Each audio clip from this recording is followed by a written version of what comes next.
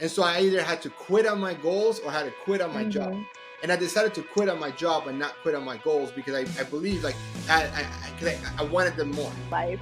So it's essential for us to be able to define our definition of success, what our needs, wants, and desires are in terms of creating and cultivating that success, and then seeking that environment so that it becomes easier for us to create this internal idea and concept of ourselves in this space in our career. And then externally, it's much easier for us to create that. Yeah, and sometimes.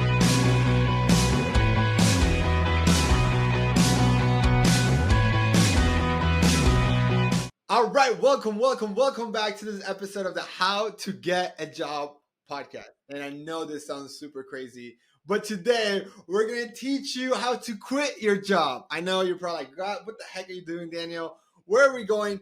I'm here to learn how to get a job. Why are you teaching me how to quit a job? And I think sometimes we need to quit things to start better things. And so that's what this episode is all about. How do we quit so that we can start a better, more powerful, empowering, motivating, making more money career? And to do that, I have an amazing guest who is the queen of quitting herself. I have Dr. Jasmine Escalera. She's a career coach and confidence coach. And we were talking about, she says she's a serial quitter, that she's quit anything. She's quit a lot of things in her life. And that's kind of like what we started talking about. Like, she's quit jobs, she's quit her hometown. And so it prompted us to say, you know what an amazing topic, because the reality is we all quit things. And whether you consider yourself a quitter or not, whether you embrace the title or not, like Jasmine does, we all do it, right? Because even when you say yes to something, you're also saying no to other things. And so why not learn how to quit? Because it's going to happen. And so might as well do it right. So, Jasmine, Yeah. welcome. How are you? I'm doing so good, and I freaking love how pumped you are. Like, I'm like, I should have drank some caffeine before. It's so good. So, Oh, so you have yours. oh, I'm Okay, so getting I it. just I'm didn't get getting the it. But I memo. was more pumped about the topic because, like, I think either this is close to the 300th episode or it's probably 300 and a little bit. I've never talked about quitting. And so if Yeah. awesome. I, it's my favorite Well, let's topic. talk. So why? Why is it your favorite topic, Jasmine? It's my favorite topic because I grew up in a culture and in a household where I was never taught to quit. I was always taught to be strong, to be resilient, to stick in things. And when it came to my career, I was taught to really create this foundation of success, meaning having a job, getting good money, having a 401k, having health insurance, and that when you acquire that, you've basically created the epitome of success, coming from a Latin culture, coming from the projects, like you hit the jackpot. And to ever even consider quitting something like that held a lot of weight in terms of you being ungrateful or you not being happy with the success that you have, even though your entire family never was going to ever be able to make as much money as you. So there was just a lot of weight and pressure put on even the concept of quitting that I never thought it was a possibility for me, especially when it came to my career. Love it. Um, how did this? I'm assuming you have to have quit a bunch of stuff to get to where you are now, right? And that's kind of why you were saying you're a serial quitter. But tell us a little bit more about you, and as a career coach, as a confidence coach, how does that play with the topic of quitting? Yeah, so for me, quitting really became a thing when I figured out I was in a very toxic work environment. I was in a very toxic career path. So being a Latina, I was in STEM, and I don't want to date myself, but I was in STEM during a time where there weren't even very many women, let alone women who look like me. And so it was a really challenging career path, and there was almost this egotistical nature to the career path where you have these very successful white men who are dominating this field in this area and not allowing for women, especially women of color, people from marginalized communities to really obtain that level of success. So I really felt like there was almost kind of like the stiff hand there. No one was allowing me to progress. I didn't have the mentorship, I didn't have the guidance. And when I finally realized that I had chosen this path, which I loved and enjoyed, but it was a very toxic culture, that's when I started to realize the impact that that culture was having on me and the impact to my confidence. And realizing then something had to change. But in order for something to change, I had to learn how to become a quitter. I had to learn to be confident enough to say, this doesn't serve me. There's something better out there, and I have to release this and let this go. And there was a lot that came into that, into really feeling like if I quit this, it doesn't mean anything negative about me. I can find something better. Yeah, no, no, absolutely. And what you were talking, I actually like got my second screen and I searched what percentage of workers are not happy or satisfied with their job. And the number is really high. I already knew the number was high, but I didn't want to just make up a number. So I used good old Google to Yeah. kind of give us the answer. And I found that 60% of, so in 2002, 60% of people reported being emotionally detached at work, and 19% reported being miserable. So odds are, if you're listening to this, you're not happy at work. So how do I quit? Because like here's as I think about that, like saying I'm going to quit my job sounds really cool. And as I reflect back at my corporate career, um, I always wanted to be an entrepreneur, and I always, even though every time I was wanting to quit, I felt like the golden handcuffs got tighter and tighter for me, because what happens is like, and this is so there's multiple reasons to quit, but I'm kind of sharing a little bit of my story, right? Like I graduated college and I instantly got a job, or I instantly graduated and I had a job with PepsiCo, and I was making around $60,000 a year back in 2012. And that was a lot of money for me. That was like life changing money, because I grew up with my mom making less than $25,000 a year. She was making $2,000 a month. And so to instantly be making double more than my mom as soon as I graduated college was really weird for me. And what happened is that, luckily I made some good financial decisions. I bought a house a year after. I saved down for a down payment, and really good, because buying a house in 2009 and still living in it now where the office is being held has been great, right? But in a sense, I also increased my expenses, and that made it harder and harder for me to leave or quit, because my lifestyle was, I can see a correlation of my lifestyle increasing. My income was, and my expenses will increase very similarly. As I would get promoted, as I would make more money, and so it made it very difficult. And when I finally made the brave decision to quit, and I didn't quit because I didn't like PepsiCo. In fact, I loved PepsiCo and I enjoyed my career. I quit because I had massive goals, and I knew that I wasn't going to hit those goals at PepsiCo. And so I either had to quit on my goals or had to quit on my job. And I decided to quit on my job and not quit on my goals, because I believe like I wanted them more, right? And luckily, I did things to get there, right? Like it wasn't like I quit overnight. Um, but I also can understand that not everyone is in my situation to have the luxury to have savings set up, to have a really healthy 401k, to have a very supporting spouse that also had a really good job. That knowing that worst case scenario, we can live off her income, right? We don't have kids, we don't have it. We could really minimize that. So my question to you is this: I'm one of those 19% of people who are just miserable at my job. How do I quit knowing that I just don't like, that I don't have a plan B, or like how do I quit? Like I'm stuck. I feel stuck. I hate my manager. I don't know. Yeah. Well, there's so much there. So, the first thing that I want to say is, when you consider quitting, right? It's not about quitting tomorrow. And that's a lot. That's like something that I want to make sure that the listeners understand here is, how do you set yourself up for that moment where you can feel so good throwing up the deuces because you are quitting, right? So there is a strategy to quitting. That doesn't mean that you just have to throw up the deuces today, blow a bomb, throw a bomb in your life, and then try to figure it out. I mean, that's what I decided to do. But I enjoy throwing bombs in my life. But, there is a strategy to the quitting. And the first component of the strategy is to really overcome the mindset that is going to keep you shackled to the company that you're at. It's so great that you gave your example, because what I heard was, I saw the benefit to my transitioning and to myself quitting this job. And that's truly what you have to do. When we think about quitting, there's a lot of fear that enters into the system, that enters into our body and our mind. If I quit, that is going to impact potentially, the opportunities that I get or the money that I'm going to make, or I'm going to have to step into this job search now, right? Which we all know the market is really flooded in this moment. So you have to basically overcome the fear by building the sense of possibility and hope. There's more out there for me. And so that's really the first art of quitting, is to build the mindset of being a quitter and knowing that you will be successful, that there are opportunities out there to step out of the scarcity mindset and into the abundance and possibility.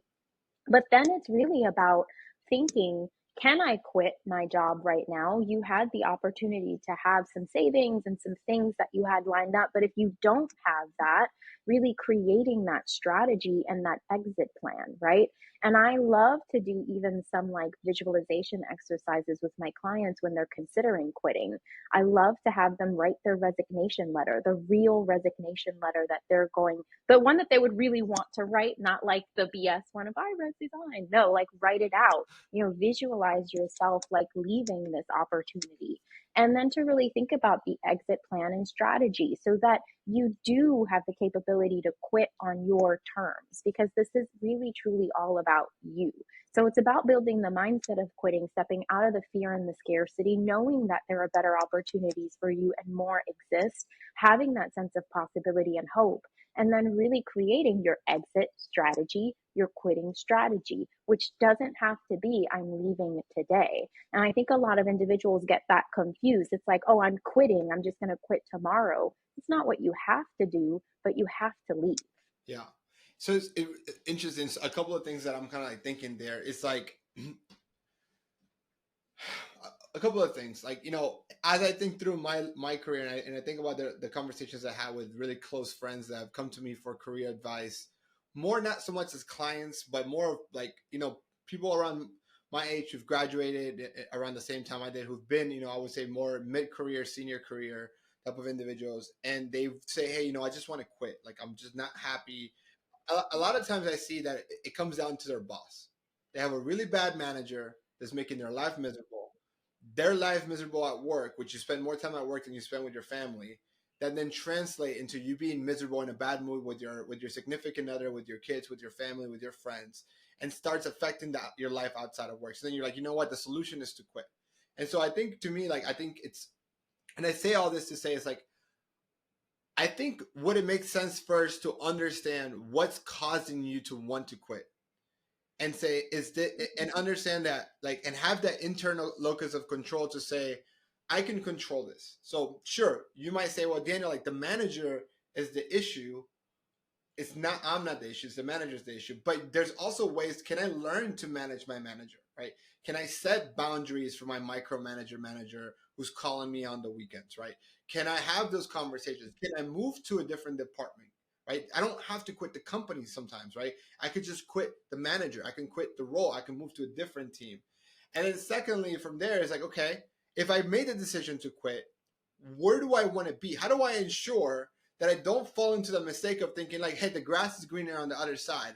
I jumped the fence and realized it's the desert, right?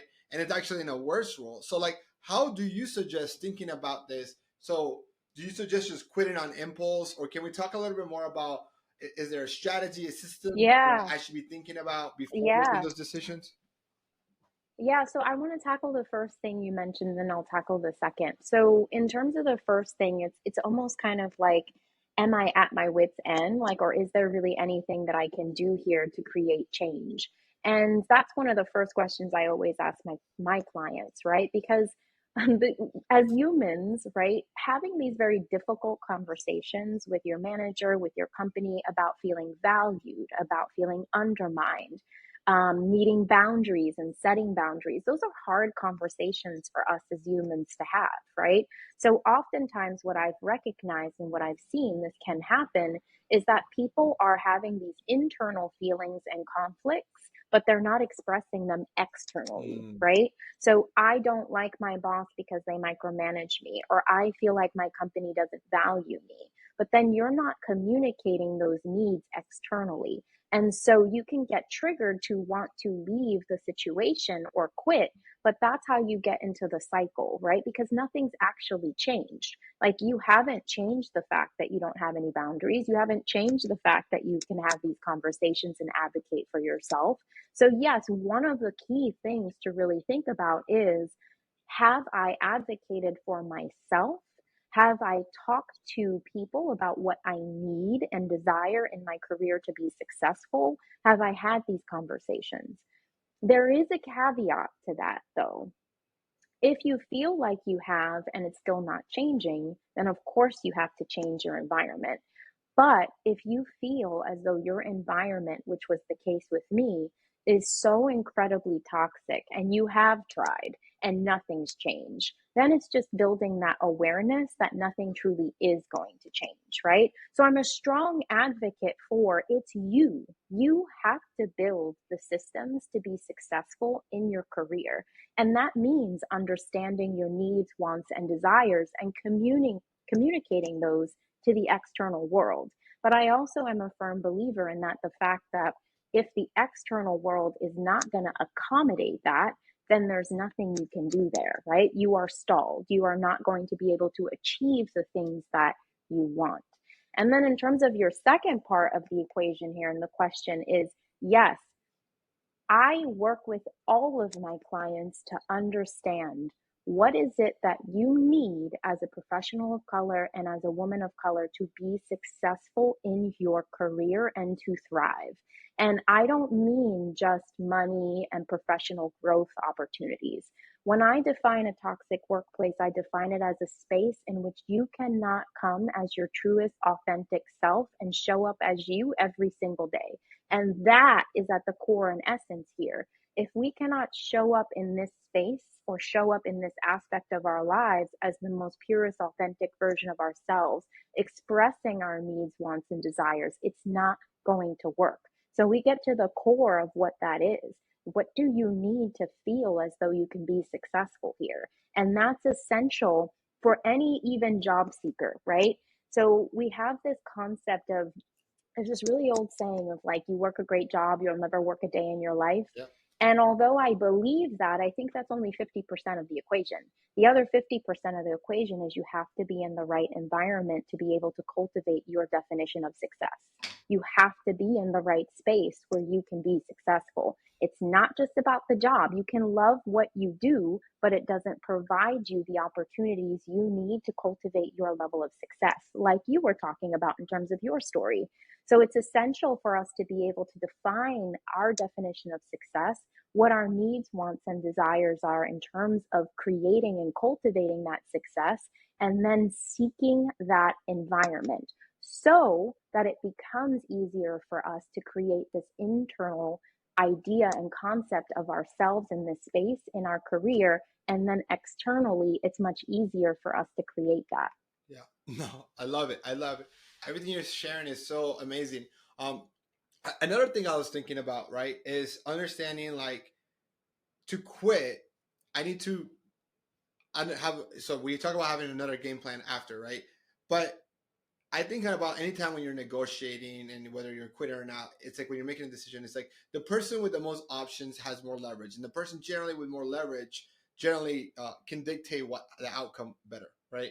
And so when I think about it, how important is it to have options before you quit? How important is it to have a savings account so that you can be, so you're not held to this financially, like you can feel secure? Like, what are some of the things that you would, that we should consider before making that quitting of a job, that we should consider in terms of like things like, should we have already have a job lined up? Should we have 3 to 6 months on our bank account?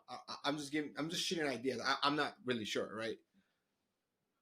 Yeah, so here's the thing that I want to express about that because it kind of goes back to our conversation. So when you don't have a firm foundation, right, in any area of your life, it is very difficult to see possibility. It is very difficult to be able to really understand what's possible for you. So I say this to my clients all the time who are in toxic work environments is you can't even envision the best possible version of your career because you are consistently triggered around just even being in the environment. So, how this ties back to what you're saying is if you quit and you don't have or you haven't thought about that level of safety, whatever safety means to you, right? Safety can be 3 months, safety can be 6 months, safety can be I have a partner who can support me for a while, whatever that safety is, I have another opportunity or job. If you don't consider what that level of safety is, you're stepping from one triggered environment into another. And it is very difficult to undergo a job search and find and obtain the right opportunities for you when you are triggered. Because when you are triggered and you don't have that foundation, you step into potentially desperation. You step into potentially this feeling of scarcity. There's not enough opportunities coming to me. So you have to have a foundation. I don't think that needs to be a job. It just needs to be whatever you define safety as for a period of time for you to be able to step into that job search and be able to do it from the space of abundance, right? There's so many different opportunities out there from the right mindset, or else you could potentially just go from triggered to triggered. And now you're triggering yourself so deeply that you may accept an opportunity that isn't even the right opportunity for you. So if I understand this correctly, like I just kind of want to summarize this point. Um, it's it's not about having 3 to 6 months or having a job lined up or having a significant other that can support you or having a side hustle that can replace your income. It could be any of those. And the reality is more about understanding that it's about what's your safety. What safety do you require to be able to make this bold move? Exactly, 110%. You know, any safety can mean anything Yeah. to you, right? It can really truly be anything. And I that's why I don't like to put like parameters on it Yep. because then someone might say, "Well, I don't have 6 months, so there's no opportunity for Yep. me." Get creative here, right? Who and one of the things that I have struggled with even now to this day is accepting help, is accepting support. So, who in your safety net also can be a part of that safety factor and that foundation if you really need it. So, open yourself up to possibility because it truly does exist. Yeah. No, I think that's so right because, like, sure, maybe you figure it out. You created safety in a financial sense. Maybe you have a safety plan, but it also you might want to create safety on the emotional side, on on your mindset, Right. and maybe we forget about that Yeah. because I could tell you this actually. It's really, I can relate to the story, like in this example, in the sense of like I quit my job at PepsiCo, and even though I might have a game plan on how financially I was going to be able to survive, right? With my savings, my wife's support, and me being able to build a business. The reality is that it took me a lot longer to generate income. And in fact, I say this a lot. Like for the first 2.5 to 3 years, 100% of all my career coaching clients made more money than I did because I wasn't. I didn't have. I was a good career coach. I was a terrible business owner, right? And so, I can resonate right. with And that. so, even though I felt like okay, I had a house, it never lacked anything. My wife was doing it. Emotionally, it took a toll on me, and I don't know, right? Like maybe hate me or wrong. I'm from the way I was growing up, the Hispanic culture, maybe the way that society is like. In a sense, it kind of bothered me that for 3 years, my wife was making more money than me, that she was being the breadwinner, and that I think not only like that was part of why I dealt with a lot of anxiety, and so that in a sense motivated me to like I need to work on my business more. I need to make this business successful. But in the other sense, I brought anxiety and support. And by the way, my wife is an angel. She never made me feel uncomfortable about it. Like she was awesome. She's been my number one cheerleader and supporter, and I would consider her investor. And that's why I always say like this business is 50-50. Like She has a percentage. oh yeah, straight up on the contract. Because not she funded it in a sense, right? Like and emotionally and Yeah. financially. So This is proof if we ever for some reason don't work. There's to the lawyers. There you go. Uh, but all jokes aside, like I went through like a lot of anxiety and depression for the first couple of years of running the business because I was a bad business person, a good career coach. And so I share that because like I planned out and I thought of everything, but how would it Yeah. affect my mental health?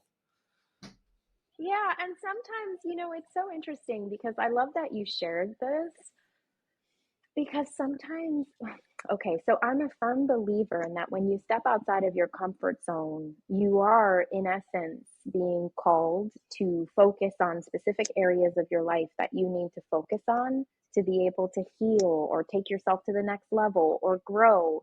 So it's so beautiful that you shared that because you're never going to know all the things you need to have in place in order to make any kind of quantum leap. Like, you're never going to know all the things, right?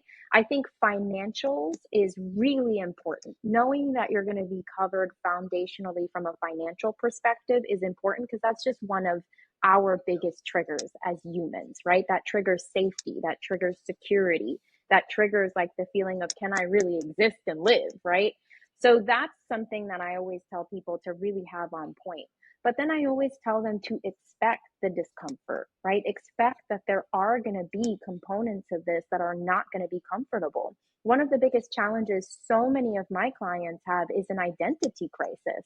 Like when they don't have a job, if they quit without having one lined up, or if they're fired or let go, laid off, is this concept of identity because we tie so much of Mm, ourselves to this aspect of our lives. Like, I have to be successful in this in order for me to be deemed a success. So, there are going to be so many identity shifts, so many mindset shifts, so many emotional shifts that are going to happen that are going to be so beautiful and make you an even better human, but you just have to be open to accepting them. So if you're going to go through this, I always tell people financials is number one for me because that's a huge trigger. yeah. Once you have that down, open yourself up to the fact that so much growth, so much change, so much discomfort is going to happen. But in order for true creation to happen, you have to destroy the building, right? You have to blow it up in order to rebuild. And so sometimes that process in itself can be the most transformative thing you can take yourself through. Wow, yeah, so true. Because even if you keep part of the building, you're limited by the walls that you keep, and so yeah, You're limited by the yep, foundation too. yep. You're limited by a lot. So, people ask me this because I quit a job. I quit two jobs in the same year because I was in that cycle of toxicity, right? And I quit my second job and I didn't have anything lined up. And I wasn't a career coach at the time. I had a leadership position, so I knew a lot about how to get a job. I was a hiring manager myself. And I quit two jobs in the same year. Second one, nothing lined up. I have my PhD from Yale. I started driving Uber Eats. I was an Uber Eats driver with my dog in the back seat. And that's what I was doing for money at one point because we hit the pandemic, everything shut down. And I could have never envisioned that that was what was going to happen, but that's what happened. And so, I was just open to whatever life lesson was going to happen. And I attribute my business success to being an Uber Eats driver because when I was driving Uber Eats for hours a day, I was listening to every single podcast I could possibly listen to. I was listening to every piece of audio about how to build a business, how to market a business, how to be successful on social media.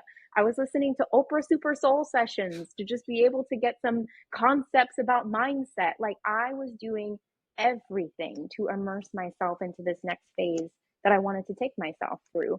And, you just have to be open to the possibilities and expect that it's going to be a little bit uncomfortable, but that's where the magic truly happens. Love it. This is awesome. Like I think whether you are actively looking to quit or maybe never crossed your mind, I think even this conversation just it's very very helpful just to start thinking of like what would it take to do this in a good way, to do it in a way that's going to set you up for success and not just quit and quit just because you just I can't enough. I had enough. But anyway, so Jasmine, this has been great. if I am listening to this and I would love and want to learn more about you, can you tell us a little bit more about what you do, what services you provide, how can we get a hold of you, and everything else you want Yeah. to share with us? Yeah, so I am a career and confidence coach. I work with women of color, professionals of color, and I help them identify truly what career success means to them and go out there and find it. So whether it be changing jobs, finding new employment, or even up leveling in their current career, my jam is that I love community and group programs because of the aspect of not just getting coached by me as the Hmm. expert, but also peer mentorship as well, the ability to network internally with a group of professionals that understand you, understand what you're going through. So I have various different group coaching programs and communities for whether you want to get your next job or up level in your career. And they're called the Empowered Hire and the Professional Quitters. So you can reach me on the LinkedIn streets. I am on LinkedIn every day, all day. So you can hit me up, follow me, DM me. I'm always excited to make new connections and to just explore your level up together. Jasmine, I will put a link to your LinkedIn in the show notes. Guys, encourage you to just follow her. She is awesome. She's a LinkedIn top voice, TEDx speaker. She's a wealth of knowledge. Obviously, as you can see here, she's just so much confidence. She's so knowledgeable, and so I want to make sure that you guys, if you're listening, you can relate, and you like, I can really use someone like Jasmine's help. Just message, just follow her content. I think you're going to see why she's so awesome. If you're listening to this, look, thank you so much. Look, if here's the thing, we don't run ads here. This is podcast absolutely free. So here's how you can return the favor. If you're listening to this and you are, maybe you're happy at your job, but you know someone that's quit. Maybe a friend of you has come to you and say, hey, look, I'm not happy. What should I do next? What did I have them share this episode and share Jasmine's profile. If you're looking for a job, and even though you might not be an international student, which is who I work with, we also have a form that you can fill out so that we can connect you with the right coach. I've interviewed and gotten the pleasure of meeting hundreds of amazing career coaches, professionals, and so what we try to do is match you guys, be like a career coach matcher. I know for a fact, I'll be honest, I can't help someone who's looking to quit their job. If that's you, I would just refer them to Jasmine, right? And so um, what that's what we were trying to do. So if you want, there's a Google form here that you can fill out where we ask you a couple of information so we can put you in connected with the right career coach for you. I think for me, if you're listening to this, look, it's very serious. Some of the biggest decisions in our lives that we make, we use a professional. You're planning for retirement, use a financial advisor. You're buying a home, not even your first, your second, your third. Odds are you're using a real estate agent. But you're not going to be able to retire. You're not going to be able to buy a house if you don't have your career in check, right? And your career is going to determine the house and the retirement.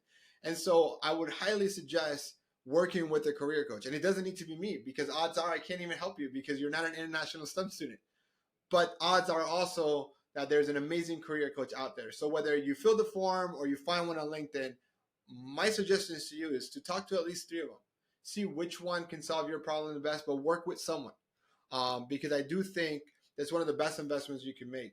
Most career coaches are a fraction of the upside that you can get by landing not only a job that will pay you more, but it's fulfilling and ultimately makes you happy. Because if you enjoy your job, that's going to translate to your house. So again, I know that was really long-winded advertisement for a career coach, but I hope you guys see where I'm coming from. So again, if you like this show, like, subscribe, share it with a friend. You guys are awesome. Jasmine, you're awesome. And thank you guys all for listening and catch you guys on the next episode.